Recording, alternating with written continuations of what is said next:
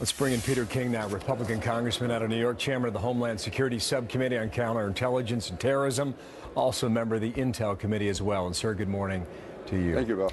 I don't know what you're picking up there in Washington, but the first thought must be with the families of the victims and those who live and work around the post at Fort Hood, sir.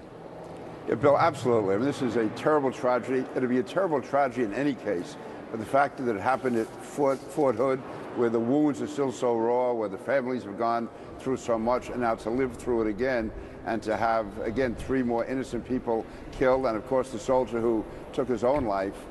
It's an absolute tragedy, and really our hearts have to go out to all the, the personnel at the base and their families, relatives, and friends. Yeah, Ivan Lopez, age 34, married twice, I believe, 2 children, had been deployed to Iraq for a period of about 4 months, which would have been pretty much during the drawdown process for that war.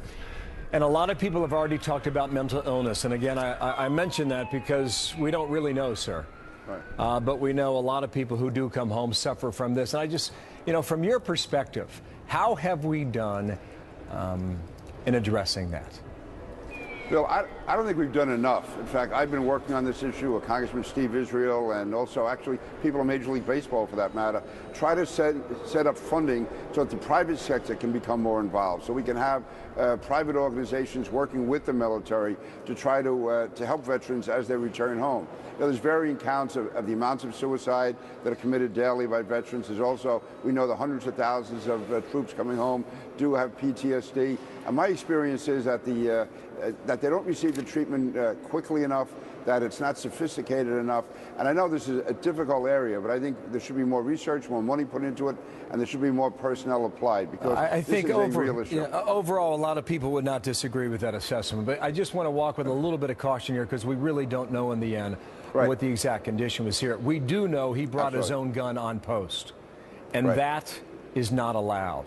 What is your sense of security for the 50,000 who live and work on that post every day?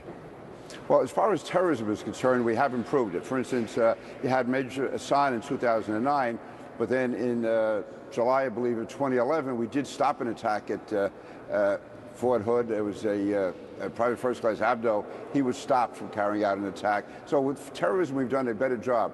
As far as this type of violence, this type of attack carried out inside with no apparent terrorist link, and we're not certain yet, but it does not appear there's a terrorist link. I think we have to look into the whole issue of security. Do we need more military police? Should there be tighter screening as people are coming onto the base? My understanding is that there's really not that type of tight security, and it's tough to do in a base this large, but I think that's going to have to be increased. I think a lot of people would not disagree with that. Peter King, let's see what changes are made after this. Thank you for your time, sir, from the Hill. Bill, thank you very much. Good to have you back. Martha, what's next? All right, we will get back to that in a moment, but this